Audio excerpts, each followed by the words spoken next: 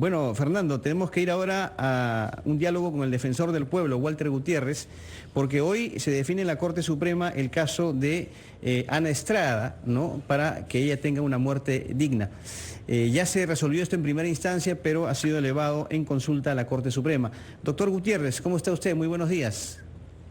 Carlos, Fernando, buenos días. Buenos días, defensor del pueblo. Doctor, evidentemente la expectativa está hoy cifrada en la decisión que pueda tomar la Corte Suprema.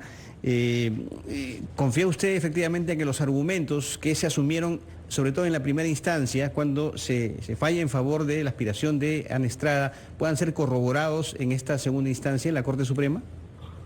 Sí, confío plenamente en que la Corte Suprema va a resolver positivamente, va a reafirmar la sentencia de primera instancia, tomando en consideración no solamente los hechos, sino sobre todo la argumentación jurídica que se recoge en la sentencia y en la demanda presentada por la Defensoría en favor de Ana Estrada. Claro, doctor, ¿por qué el caso fue elevado en consulta? ¿Cuáles fueron los motivos? En realidad, este es un trámite absolutamente normal. Lo que sucede es que el amparo que nosotros presentamos lo que busca es que se inaplique, es decir, que para el caso concreto de Ana Estrada no rija el artículo 112 del Código Penal que tipifica el homicidio piadoso.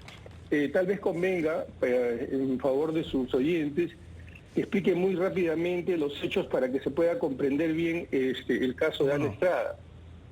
Mire, la señora Ana Estrada es una persona diagnosticada con una enfermedad muy grave, incurable, degenerativa y en una situación muy avanzada, en una etapa muy avanzada. Esta enfermedad se llama poliomielitis. Esta condición en la que ella está requiere medidas invasivas para poder continuar con su vida.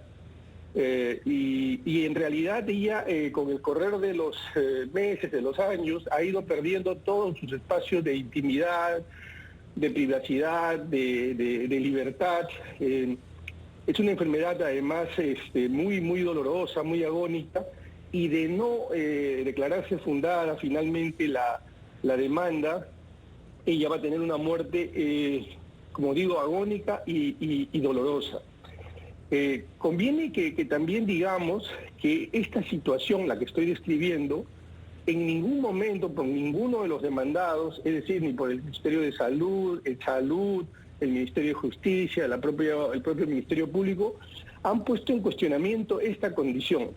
Más aún, el juez de primera instancia, que es bueno recordar el nombre de este inteligente y humano juez, el doctor Jorge Luis Ramírez Niño de Guzmán, señalaba que los informes médicos que hemos presentado acreditan plenamente el estado de salud de Ana Estrada y sobre todo acreditan también cómo va a tener un final muy doloroso si es que la demanda, como decía, no se declara fundada. Y algo más que quisiera agregar en relación al juez. El juez de primera instancia, en su fundamento de la sentencia, señala que hay que tener presente que el dolor no puede ser concebido solo desde una esfera física, sino también desde una esfera emocional. Y por eso considera él que no es factible restringir su libertad, es decir, la libertad de Ana Estrada, y su derecho a morir con dignidad, porque la manera como ella está viviendo, y peor todavía cuando esto sea mucho más avanzado, va a perder absolutamente todo, y sobre todo ella es consciente y va a seguir siendo consciente de todo lo que le está sucediendo. Doctor Gutiérrez, yo quisiera que nos confirme si aquello que se le van a conceder en la decisión de la Corte Suprema es el derecho a poner fin a su vida cuando ella considera que las condiciones de vida son indignas. Y si eso es el derecho que se le concede, ¿cómo es que se ejecuta? ¿Qué derechos adquiere para poner en práctica esta voluntad de acabar su vida cuando sea una carga para los demás y cuando no pueda ya ella considerar que lleva una vida humana digna? La sentencia va a declarar el derecho a una muerte en condiciones dignas. va a reconocer su derecho a la dignidad, va a reconocer su derecho a decidir ella, como usted bien acaba de señalar, el momento en el que debe poner fin a su vida. Y va a reconocer también la sentencia el derecho a no sufrir tratos crueles e inhumanos. En efecto, como también ha señalado usted muy correctamente, no es que ella esté pidiendo que la dejen morir, no es que ella esté diciendo que mañana o pasado, una vez que la sentencia sea confirmada, ella decida morir, sino que en algún momento de su ruta vital, en algún momento cuando ella considere que ya esa vida que le ha tocado vivir no es digna de ser vivida por la situación, por todos los espacios vitales, existenciales que se le cierran, y siendo ella plenamente consciente, ella toma la decisión. ¿Cómo se materializa eso? Pues lo que sucede es que la sentencia, lo que ha establecido a pedido de la Defensoría, es que Salud cree una comisión multidisciplinaria, se establezca un procedimiento para que se pueda materializar este pedido de Ana Estrada.